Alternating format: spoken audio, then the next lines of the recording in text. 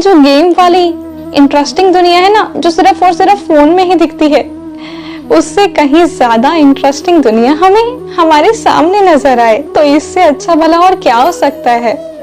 काम के साथ साथ मजे भी होते रहेंगे।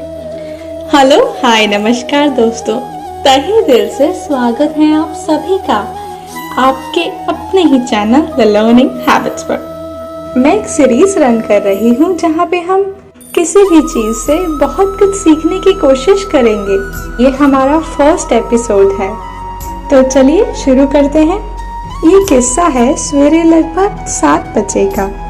मैं गाय को कुछ दिनों से ऑब्जर्व कर रही थी। रोज की तरह गाय ठीक 7 बजे मेरे सामने वाले घर पर आती और उस आंटी का इंतजार करती जो रोज उसे रोटी दिया करती। काफी इंतजार करने के बाद भी लेकिन आज आंटी गेट खोलकर बाहर नहीं आती, क्योंकि वो किसी कारण से अपनी मम्मी के घर गई हुई थी। फिर क्या, गाय ने कुछ और देर वेट किया और फिर आगे बढ़ गई। वहां जाकर भी उसने कुछ देर वेट किया, लेकिन कोई बाहर ही नहीं आया। देखते ही देखते लगभग 10 घर उसने पार करे, फिर 11वें घर जाकर के उसे उसका खाना मिला। अब आप कहेंगे इसमें कौन सी बड़ी बात है, ठीक है ना, उसे खाना मिल गया ना, पर इससे हमें सीखने को क्या मिला और इसमें क्या नया है, ये तो हम देखते हैं। दोस्तों, मेरी कहानी यहाँ पे खत्म नहीं, यहीं से शुरू होती है। मेरे माइंड में ये सब देख करके आखिर चल क्या रहा था, यही सब मैं अब आपसे शेयर करने जा रही हूँ। पर उससे पहले एक बात पूछना चाहूंगी मैं आप सबसे, क्या उस गाय ने खाने को अपनी ओर आकर्षित करने वाली क्लासेस ली थी क्या? नहीं ना, पर उसने वो पा लिया जो उसे चाहिए था। तो जब वो पा सकती है तो हम क्यों नहीं? सबसे पहली बात, गाय के लिए खाना उस वक्त उतना ही जरूरी था जितना कि उसकी सांसें उस वक्त, यानी कि ब्रेथ। उस वक्त गाय के मन में कोई और बात नहीं चल रही थी, यानी कि उसे खाना मिलेगा नहीं मिलेगा, उसे और कितना दूर तक चलना पड़ेगा, या फिर उसे आज भूखे पेट ही रहना पड़ेगा। गाय का अपना पूरा ध्यान अपने लक्ष्य पर था। हाँ, सुनने में आपको थोड़ा बहुत फनी लग रहा होगा, पर आई होप जो मैं कहना चाहती हूँ वो आप समझ पा रहे होंगे। दूसरी बात, गाय ने अपना पूरा ध्यान सकारात्मक ऊर्जा पर केंद्रित किया, यानी कि खुद को पॉजिटिव एनर्जी से भर रखा था। गाय का पूरा ध्यान उसकी भूख पर नहीं बल्कि उसके खाने पर था। यानी कि मैं ये कहना चाहती हूँ कि हम अपना पूरा ध्यान अपने गोल पर रखें, ना कि अपनी करंट सिचुएशन पर। और अगर हम इस तरीके से देखें तो हम अपने गोल को बड़ी ही आसानी से अचीव कर सकते हैं, उसे हासिल कर सकते हैं।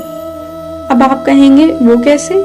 वो इसलिए क्योंकि हमारी पूरी की पूरी एनर्जी उस वक्त उसी डायरेक्शन में फ्लो कर रही होती है जहाँ पे हम अपना फोकस करते हैं। जहाँ पर आप अंधेरे रूम में टॉर्च करेंगे उसी चीज को तो देख पाएंगे ना जहाँ पर रोशनी होगी, यानी कि where the light of torch goes the energy flows।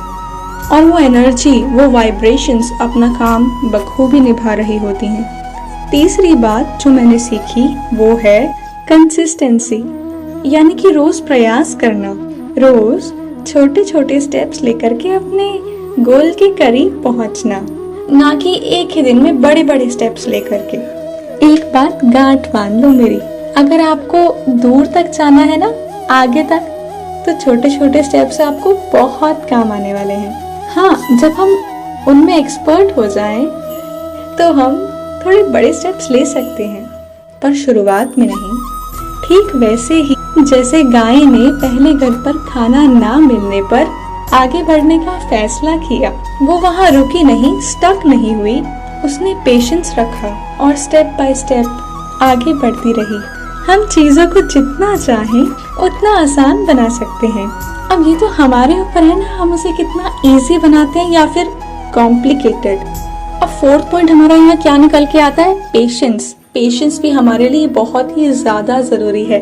एक ही दिन में सब कुछ हम नहीं अचीव कर सकते। जब हम ये जान जाते हैं, पहचान जाते हैं और थोड़ा सब्र भी रख लेते हैं, तो हम इजीली जो भी चाहे वो पा सकते हैं, वो भी बिना किसी हलचल के। अब आप ही बताइए, जब आपका मन शांत होता है तब आपके मन में ढेर सारे आइडियाज आते हैं, या फिर तब जब आपके दिमाग में आपके विचारों का भवंडर सा आ जाता है।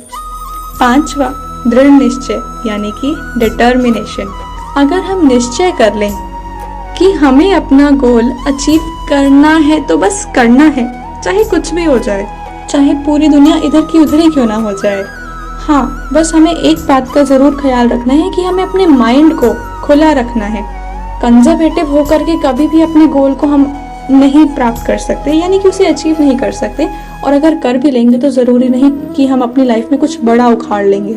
यानी कि जैसे जैसे टाइम बदल रहा है उसे अडेप्ट कीजिए, और क्या पता उससे भी अच्छी अपॉर्चुनिटी आपके सामने आ खड़ी हो जिसमें आप और अच्छा कर सकते हैं। जैसे सपोज आप एक फिजियोथेरेपिस्ट हैं, अब साथ में एक ये अपॉर्चुनिटी भी तो है ना, जो मशीन्स आपकी फिजियोथेरेपिस्ट में यूज होती हैं, कुछ ऐसी ही मशीन्स को बनाया जाए कम रेट में और उसे हर लोग खरीद सकें। कुछ इस तरीके से हर जगह पर वो अवेलेबल भी कराया जाए, यानी कि ऑनलाइन से तो कोई भी ऑर्डर कर सकता है ना, आपकी कॉस्ट भी कम आएगी और आपका सक्सेस का रेट भी बढ़ेगा, स्कोप भी बढ़ेगा।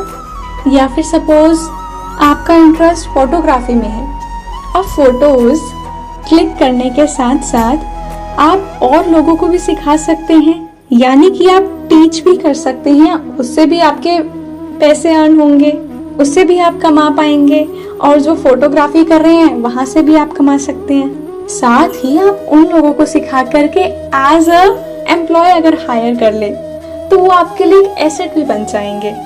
पर हर जगह हमें अपने हाथ पैर नहीं फंसानी, पहले एक चीज में एक्सपर्टीज हासिल करनी है, फिर ही हम दूसरे फील्ड में घुसेंगे।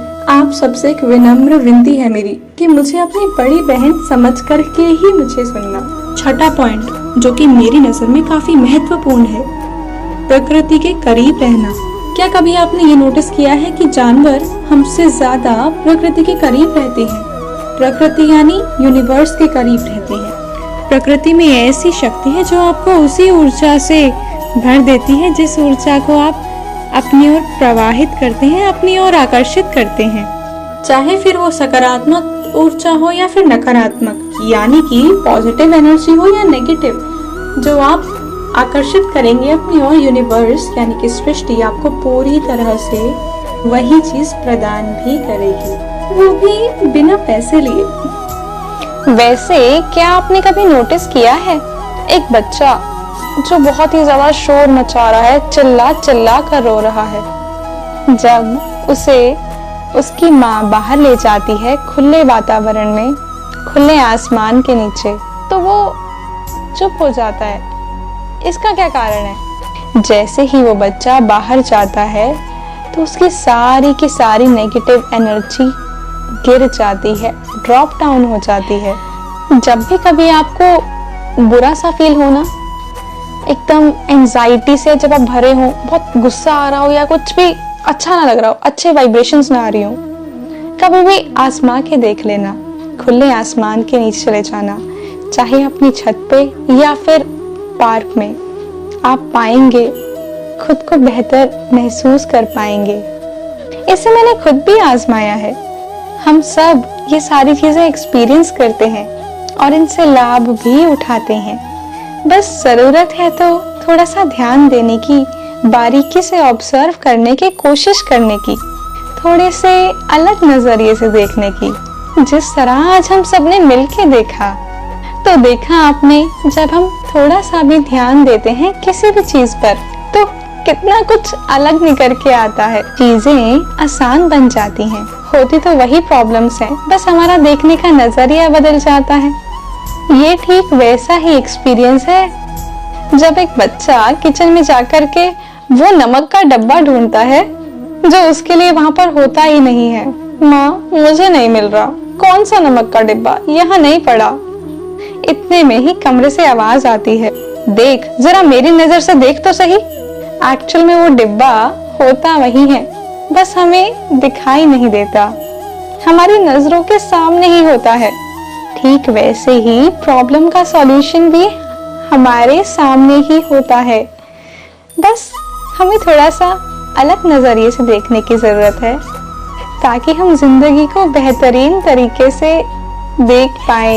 ये जो गेम वाली इंटरेस्टिंग दुनिया है ना, जो सिर्फ और सिर्फ फोन में ही दिखती है, उससे कहीं ज्यादा इंटरेस्टिंग दुनिया हमें हमारे सामने नजर आए तो इससे अच्छा भला और क्या हो सकता है। काम के साथ साथ मजे भी होते रहेंगे। और पता है, इसका एक बहुत बड़ा फायदा भी है, जितना हम खुश रहेंगे ना उतनी हमारी उम्र भी कम दिखेगी। यानी कि डबल मुनाफा, दिल से मन से भी जवान और तो और शरीर से भी जवान। क्योंकि एक रिसर्च में पाया गया है, जब आप अपने अंदर सकारात्मक ऊर्जा को प्रवाहित करते हैं, यानी कि पॉजिटिव एनर्जी को प्रवाहित करते हैं अपनी बॉडी में, तो आपके जो सेल्स होते हैं उनकी भी उम्र होती है और उनकी उम्र ठीक वैसे ही पाई जाती है जितने की एक 15 साल के बच्चे में। तो चाहे आप 55 साल के हो या फिर 80 साल के, आप भी जवान दिख ही नहीं सकते, बल्कि अंदर से खुद को महसूस भी कर सकते हैं। और गाते रहिए, मेरा दिल तो अभी जवान है प्यारे, बूढ़ा होगा तू।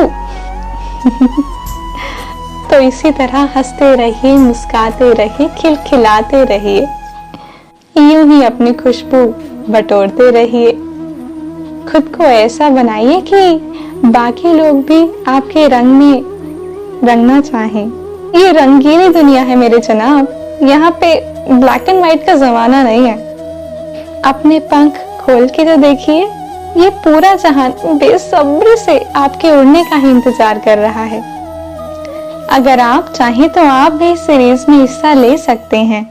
आपने जो भी नया सीखा हो किसी भी चीज को देख करके, वो आप मुझे मेल कर सकते हैं और मैं आपका नाम लेकर के उसी बात को शेयर भी करूंगी। मेल का लिंक आपको डिस्क्रिप्शन बॉक्स में मिल जाएगा। आशा करती हूँ आपको कुछ ना कुछ सीखने को जरूर मिला होगा। फिर मिलेंगे हम अपने अगले एपिसोड में। तब तक के लिए यूं ही खिलखिलाते रहिए मेरी प्यारी कली। कली पता है मैंने आपको क्यों कहा? क्योंकि अभी तो आप जवान है प्यारे। और हाँ, कुछ नया और बेहतरीन सीखने में अपना समय जरूर दीजिए। शुक्रिया मुझे सुनने के लिए और साथ ही आपको बधाई हो। अब आप बोलेंगे वो भला किस लिए? वो इसलिए मेरे प्यारे दोस्तों, क्योंकि आपने अपनी जिंदगी को बेहतरीन बनाने के लिए अपना एक और कदम बढ़ाया है। इसलिए आपको धन्यवाद और बधाई हो। अब जरूरी थोड़ी ना है वो बेटा होगा, बेटी होगी या पोता पोती होगी तभी मिलेगी, ऐसे भी ले लेनी चाहिए। तो चलिए मैं फिर मिलती हूँ। अपना ढेर सारा ख्याल रखिएगा। वीडियो पसंद आया हो तो इसे लाइक करके मेरा मनोबल बढ़ाएं। इस वीडियो को शेयर करके समाज को बेहतर बनाएं। और हाँ, ऐसे ही रेगुलर अपडेट पाने के लिए इस चैनल को सब्सक्राइब करें और बेल आइकन को प्रेस जरूर करिएगा। Thank you. आप चाहें तो मुझे इंस्टाग्राम और फेसबुक पर भी फॉलो कर सकते हैं, जिसका लिंक मैंने डिस्क्रिप्शन में दिया है। कमेंट करके अपने अनमोल शब्द मुझ तक जरूर पहुंचाइएगा। फिर मिलेंगे हम अपनी अगली वीडियो में। तब तक के लिए अपना ढेर सारा ख्याल रखिए, खुश रहिए, महकते रहिए, खिलखिलाते रहिए और हाँ, कुछ नया और बेहतरीन सीखने में अपना समय जरूर दीजिए।